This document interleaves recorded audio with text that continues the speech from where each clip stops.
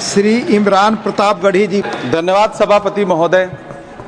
हम ही को कातिल कहेगी दुनिया, हमारा ही कत्लेआम होगा। हम ही कुएं खोदते फिरेंगे, हम ही पे पानी हराम होगा। सभापति महोदय, सन 1947 में दिल्ली की जामा मस्जिद की तारीखी सीढ़ियों पर खड़े होकर के भारत रत्न मौलाना अबुल कलाम आजाद साहब ने कहा था कि मुसलमानों कहां जा रहे हो, यह है तुम्हारा मुल्क, यहां तुम्हारे आबाओ अजदाद की कब्रें हैं। उस वक्त मौलाना आजाद की ये सदाएं सुन करके लोगों ने अपने सरों की गठरियां उतार करके रख दी थी।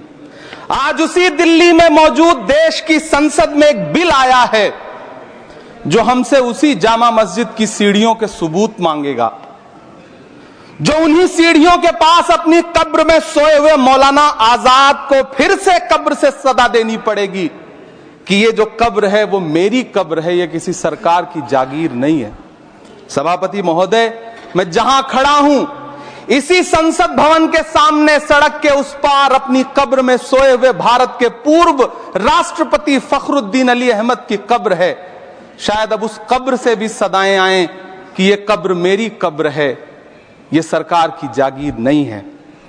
सभापति महोदय, मैं वक्फ कानूनों में किए जा रहे संविधान विरोधी बदलावों के खिलाफ बोलने के लिए खड़ा हुआ हूं। संविधान का आर्टिकल 14 हो, 29 हो, 30 हो, चीख चीख कर कहता है कि देश में सब बराबर के हकदार हैं। आर्टिकल 26 कहता है कि सबको अपने अपने मजहबी कामों के लिए मंदिर, मस्जिद, गिरजाघर, गुरुद्वारों का निर्माण करने का हक है और उसका रखरखाव का भी हक है। लेकिन डॉक्टर बाबा साहब अंबेडकर के संविधान को हर दिन कुचलने वाली ये सरकार देश के मुसलमानों से नफरत में इतनी अंधी हो गई है कि खुलेआम देश की संसद में देश सरकार के माइनॉरिटी मिनिस्टर साहब और होम मिनिस्टर साहब झूठ बोलते हैं और देश को गुमराह करते हैं, झूठ शब्द असत्य बोलते हैं। सरकार ने इस बिल का नाम उम्मीद रखा है। मंत्री जी कल से इसे देश के मुसलमानों के लिए नई उम्मीद बता रहे हैं। नहीं मंत्री जी, न तो यह बिल मुसलमानों के लिए नई उम्मीद है और न ही उम्मीद की नई किरण। सभापति महोदय, भाजपा ने पूरे देश में वक्फ के नाम पर कई सारे झूठ फैलाए हैं। आइए आज उनकी सच्चाई पर बात करते हैं। वक्फ ट्रिब्यूनल को ऐसे बताया जाता है जैसे वक्फ ट्रिब्यूनल कोई मजहबी खाप पंचायत हो। सभापति महोदय, जबकि सच्चाई यह है कि वक्फ ट्रिब्यूनल भी तो सरकारी न्यायिक विभाग है जिसमें सरकार द्वारा नियुक्त जज होते हैं, जिसमें प्रशासनिक अधिकारी होते हैं, कहीं ऊपर से थोड़ी आ गए।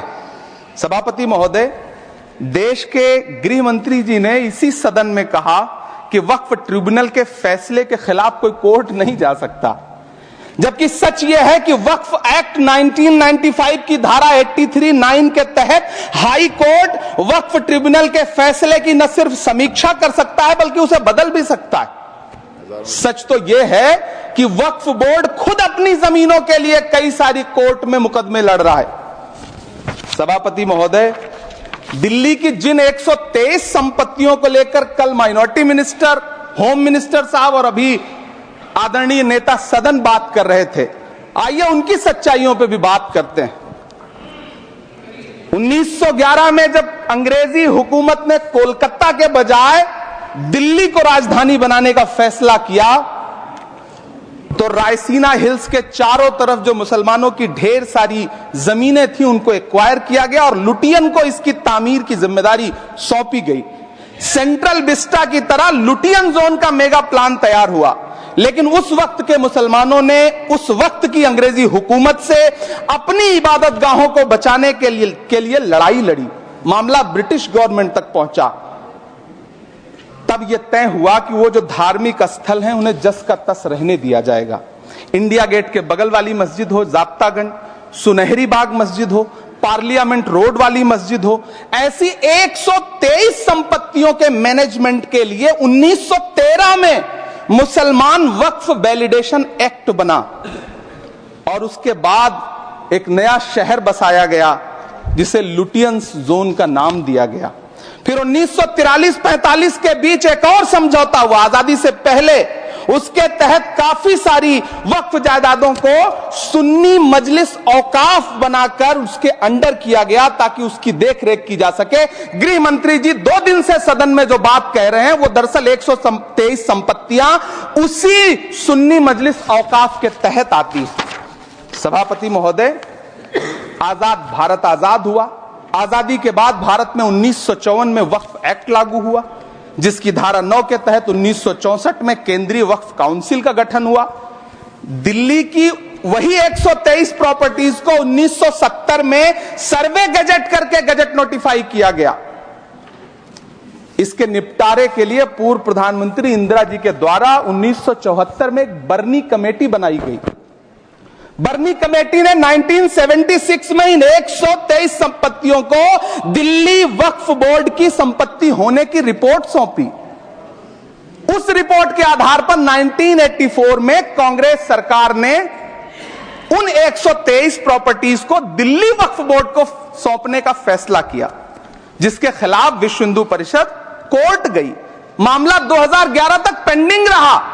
फिर 2011 में कोर्ट ने सरकार को आदेशित किया कि इसका निपटारा करो। तब 2013 में तत्कालीन यूपीए सरकार ने दिल्ली की उन्हीं 123 जायदादों को बर्नी कमेटी की सिफारिशों के मुताबिक वक्फ बोर्ड के हवाले किया। यही वो प्रॉपर्टीज हैं जिनके नाम से गृह मंत्री जी कल से कांग्रेस को कोस रहे हैं। फिर आई 2014 में भाजपा की सरकार, जो तब से इन जमीनों को हड़पने की साजिश कर रही है। जिस बिल को मुसलमानों के हुकूक की हिफाजत करने वाला बिल बताया जा रहा है, उसी को पेश करने के लिए और उस पर बात करने के लिए लोकसभा में भाजपा सरकार के पास एक भी मुस्लिम सांसद नहीं है। जिस वक्त मैं लोकसभा कह रहा हूं